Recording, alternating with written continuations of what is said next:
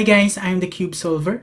This is the first part of my CFOP tutorial series, and I will be teaching you on how to make a cross for beginners.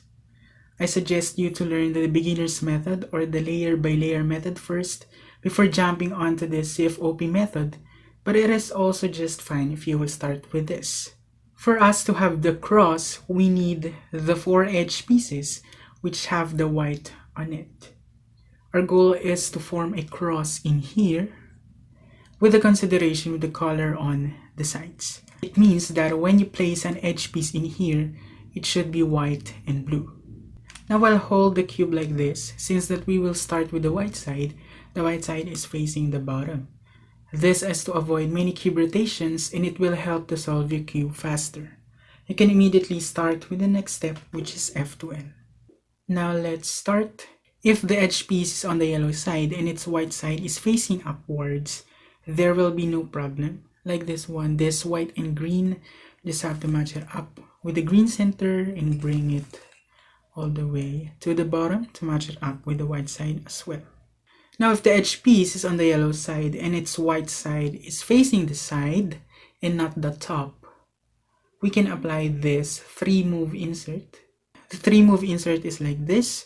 Bring it down, bring this edge piece to the white side and bring this side back. The last step is very important. Either the other side is not yet solved or it is solved, because it is a good practice that you may apply in every situation without looking at the other sides. If the edge piece is inserted in this part, which is not correct, and the other two sides are already solved, then you just have to bring it to the top, but make sure that its white side will be facing upwards, so you'll get away with some extra steps. Okay, bring it to the top. Now you can match it up with the blue side and bring it to the bottom, just like that. Now in this case, the edge piece is flipped at the side and the other 3 edge pieces are already correct. Now you can forget about the centers first. The important thing is the arrangement of the edge pieces. What I mean by that is, regardless of when the edge pieces are placed at the moment, as long as they are arranged in a way that they are correct.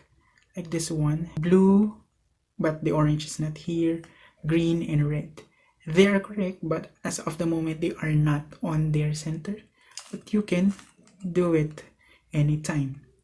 Now for this flipped orange edge piece, I will do is turn this white side counterclockwise, bring this edge piece at the bottom.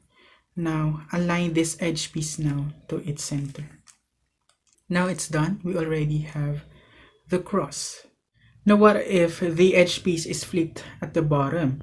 You may also use the same concept that we used earlier when it is flipped on the side. Now I'll turn this bottom side counterclockwise, match it up with the orange center, bring this downside back and this orange side back. Now it's done. Now what if the edge piece is flipped at the top? You may apply the 3-move insert, but now it will be 4. Turn this edge piece on the side, match it up with the center, bring it to the bottom and bring this right side back. Here are some tips that I would like to share. Okay, it is not a good practice to place all the white edges at the top first and then bring it down to the white side, because it will cost you a lot of steps. There are some cases wherein we can solve 2 edge pieces simultaneously when they are not at the top, like this one. Now in this case, the white and blue edge piece is in here and the white and red edge piece is in here.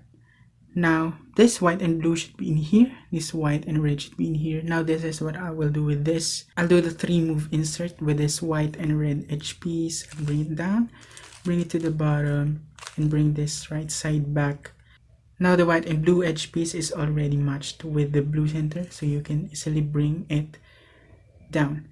Now I did that because there is another step for that. Okay, like this. Some of you may do this. Match the white and blue edge piece with the blue center first and bring it down, and then do the white and red. Now, but you have to analyze well so you can be efficient with solving your cube. We may solve it like that, like what I did, but it will take a lot of steps and of course your time. You can actually solve cases with limited steps. It is important to remember that solving a cube is very tricky and challenging, but you just have to practice and believe in yourself that you can do it. Now we're done. If you managed to solve it, leave a like in this tutorial, tell your thoughts in the comments, and don't forget to click the subscribe button. Thank you for watching.